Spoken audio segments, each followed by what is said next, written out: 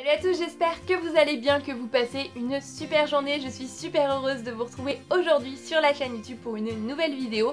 Comme vous l'aurez sûrement vu au titre, aujourd'hui ça va être une vidéo revue.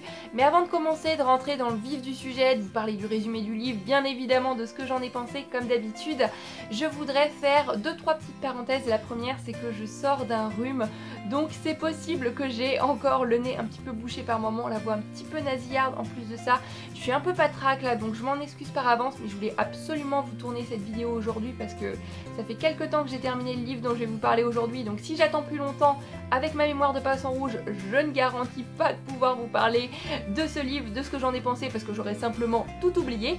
Et la deuxième chose, c'est que le livre dont je vais vous parler aujourd'hui, qui est le livre Meant to Be de Lorraine Morrill, c'est un livre que j'ai lu en anglais et qui n'est pas sorti en français. Il n'y a pas de traduction et pour ce que j'en sais, il n'y a pas de traduction de prévue pour le moment. Donc quand c'est le cas comme ça, quand je lis un livre en anglais qui n'a pas été traduit en français, et bien simplement je mettrai un petit drapeau anglais ou américain, je ne sais pas trop encore. Enfin bref, quelque chose dans le titre de la vidéo pour vous le signaler, et je m'excuse par avance pour toutes les personnes qui ne lisent pas en anglais, puisque voilà, je sais que c'est pas le cas de tout le monde ne lit pas en anglais, parce que du coup cette vidéo, et bien ça va peut-être vous intéresser un petit peu moins qu'une vidéo revue que j'aurais pu faire sur un livre en français. Donc voilà, je m'excuse par avance. On rentre tout de suite maintenant dans le vif du sujet avec le résumé du livre. Dans Meant to Be, on va suivre le personnage de Julia, qui est une lycéenne américaine. C'est la première de la classe, elle a de super notes, elle est assez introvertie, elle préfère clairement passer sa soirée chez elle avec un bon livre, elle est passionnée de Shakespeare, elle a lu Orgueil et Préjugés je ne sais combien de fois, plutôt qu'aller à une soirée arrosée avec plein de gens qu'elle connaît pas, où les gens finissent dans un état d'ébriété assez avancé. Elle a une meilleure amie, Phoebe, de qui elle est très proche, et elle croit surtout à la théorie du Meant to Be. Pour essayer de vous résumer du mieux que je peux cette théorie du Meant to Be, ce serait en gros cette théorie que le destin nous a mis une personne avec qui on finira notre vie, qu'on sache ou non qui est cette personne, et bien c'est celle-là et c'est pas une autre. C'est le destin qui choisit et ce n'est pas nous. Et pour elle, son meant to be, cette personne avec qui elle devra finir sa vie, c'est Mark. Mark, c'est son amoureux d'enfance. Quand ils étaient petits, ils avaient même fait une fausse cérémonie de mariage. C'est pour tout vous dire, c'est sûr, c'est la personne avec qui elle doit finir sa vie. Elle en est persuadée. Mark, lui, est-ce qu'il est au courant ? C'est pas si sûr. Sa vie va un petit peu basculer le jour où elle va se retrouver dans un voyage scolaire pour Londres. Alors en soi, elle est super heureuse. Bien évidemment, Londres, l'Angleterre, Orgueil et Préjugés, Shakespeare. En plus de ça, c'est la ville dans laquelle ses parents ont fait leur voyage de noces, ils en ont parlé plein de fois. Donc elle est super excitée par le voyage en lui-même. Par contre, les personnes avec qui elle va faire le voyage, elle est un petit peu moins emballée, puisque sa meilleure amie Phoebe ne peut pas venir, et ce n'est que des personnes qu'elle n'apprécie pas forcément, notamment un gars, Jason Lippincott, c'est le gars qu'elle peut pas supporter. Elle aime pas sa manière de s'habiller, elle aime pas sa façon de parler, elle aime pas ses blagues, elle aime pas les gens avec qui il traîne, elle ne supporte pas ce gars, c'est vraiment simple, elle peut pas le voir. Mais voilà, bien évidemment, dans un voyage scolaire, on fait des paires de camarades, parce qu'on va pas se promener dans Londres comme ça au risque de se perdre, et c'est souvent la super règle de l'ordre alphabétique qui prime lorsque ces paires sont faites. Et voilà, vous vous en doutez, elle va se retrouver en paire avec Jason Lippincott. Jason qui va se faire un petit peu un devoir de lui montrer sa manière à lui de profiter de la vie, et ça inclut aller à des soirées, comme je le disais, le genre de soirée que Julia n'apprécie pas forcément, le genre de soirée bien arrosée, mais bon, elle va y aller, elle va enfreindre les règles, chose qu'elle ne fait jamais, et finalement, après cette soirée, elle va avoir un trou noir, elle ne va pas du tout se rappeler ce qui s'est passé, et elle va commencer à recevoir de mystérieux textos d'un certain Chris, qu'apparemment elle aurait vu à la soirée, mais elle ne sait absolument pas qui est cette personne, elle ne se souvient de rien, et Jason va l'aider à mener l'enquête. Voilà, elle va passer une semaine à Londres à mener l'enquête avec la personne qu'elle aime le moins au monde, le gars qu'elle ne peut pas supporter, et c'est un petit peu toute l'histoire de ce livre. C'est un livre qui dans l'ensemble m'a beaucoup plu, j'ai beaucoup apprécié, notamment parce qu'on est plongé à Londres, on a des descriptions de cette ville, des rues, plein d'endroits dans lesquels vont aller Julia et sa classe, et même Julia et Jason, ou Julia toute seule par moment. Et j'ai adoré parce que Londres, c'est la ville qui me fait rêver, c'est la ville que j'ai le plus envie de visiter un jour. Donc là, j'ai un petit peu vécu un voyage par procuration à travers les descriptions de l'auteur, à travers ce que vivent les personnages. Ça, c'était génial, ça faisait du bien. J'ai beaucoup aimé la plume de Lorraine Morrill aussi, c'est plein d'humour, c'était frais, c'était léger. On a plein de références, donc bien évidemment Shakespeare, Orgueil et Préjugés, puisque c'est les passions de notre personnage principal.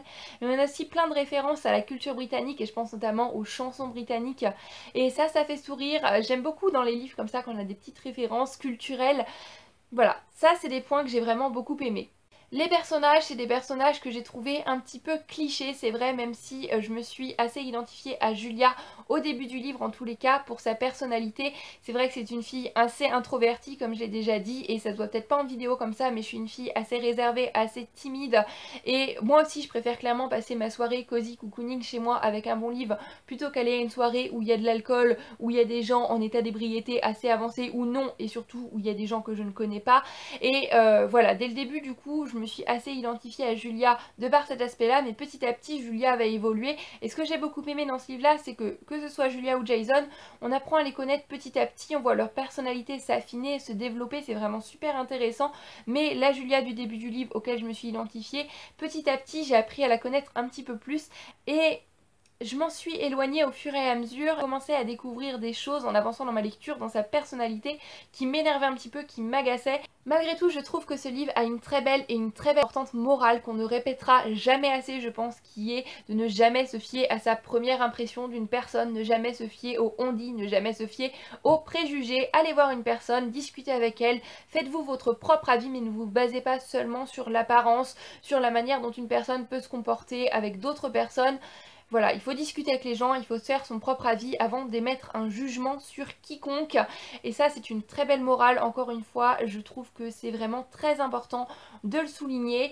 Maintenant, comme je le disais, ce livre, c'est pas un coup de cœur, il y a des choses qui m'ont agacée et comme je l'ai dit précédemment déjà, c'est la personnalité de Julia. Petit à petit, on apprend à la connaître et il y a des choses chez elle qui m'ont un petit peu agacée, notamment son obsession avec cette théorie du meant to be, cette théorie qu'on aurait une personne par le destin qui soit faite pour nous. Eh bien, si on croit en ça, tant mieux, mais elle est vraiment focalisée là-dessus et uniquement là-dessus, il n'y a rien d'autre qui compte, c'est Marc, Marc, Marc, tout le temps, tout le temps, tout le temps. Et c'est vrai que parfois j'avais envie de la secouer et de lui dire peut-être de regarder autour d'elle, de tout ce qu'elle peut louper en étant seulement focalisée là-dessus. Et elle est tellement têtue que ça en vient même plus une théorie du destin qui nous choisit une personne, ça en vient à la théorie de je m'appelle Julia et je force le destin, je rentre dedans parce que en fait finalement j'ai envie que ce soit comme ça parce que je pense que c'est comme ça que ça doit être. Donc eh bien je vais faire en sorte que ça se passe comme ça.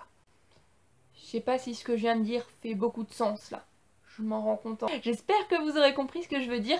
Et bien finalement cette personnalité de fille têtue qui pourrait être une qualité, on pourrait dire que c'est une fille déterminée, qui sait ce qu'elle veut dans la vie, et bien je l'ai petit à petit vu comme un défaut parce que en fait c'est simplement une obsession limite. Et j'avoue que par moments j'avais envie de la prendre et de la secouer, voilà. Après concernant les révélations finales au niveau de la romance, c'était prévisible, hein. Dès le début du livre j'avais prévu la fin, donc là aucune surprise. Mais concernant la révélation finale avec toute l'histoire du téléphone, des SMS, de qui est ce mystérieux Chris, mais après l'histoire voilà, ça reste un bon moment, ça reste feel good, ça reste léger, le genre de livre qui se dévore, même si c'est un livre en VO, je l'ai lu en 2 jours, voilà, ça se lit tout seul. Mais c'est pas mémorable, il y a une très belle évolution des personnages et j'avoue que la Julia de la fin, je me suis un petit peu réconciliée avec elle, on va dire.